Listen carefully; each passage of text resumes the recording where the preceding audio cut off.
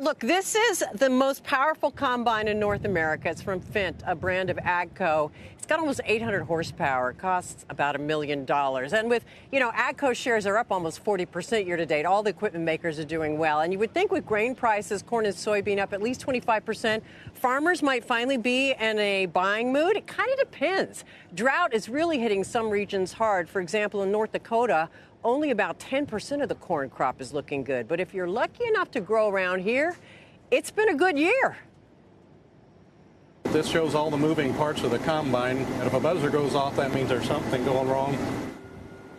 Now, Mike STACEY of Illiopolis farms 2,000 acres. He decided to pull the trigger on a used Case IH combine for about $400,000 before trade-in. He expects a bumper crop, but not a bumper profit margin. All of our dry fertilizer and fuel has gone up since last May of 2020, 30 to 80%. So prices, when our prices go up, seem like everything kind of follows. We got good prices this year, but what's the future going to hold? You always kind of wonder, everything that goes up comes down, and we hope it doesn't come down real fast and too soon.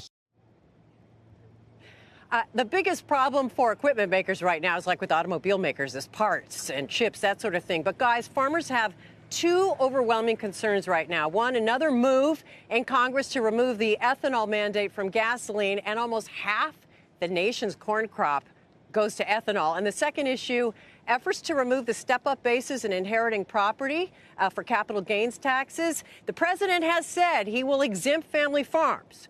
Guys, not all farmers believe him. Back to you. We were talking about that earlier, and there are Democrats who are not in favor of this either. We had Heidi Heitkamp, the former Democratic senator from North Dakota, who was with us.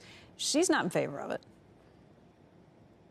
No, many farmers think the idea is dead on arrival. I mean, you don't want to force the second generation, third generation farmer to sell half the farm so they can pay the taxes. And the president has specifically said he's not going to do it. But in farm country in the Midwest, I have to tell you, not a lot of people are Joe Biden fans. And if they are, they don't say it.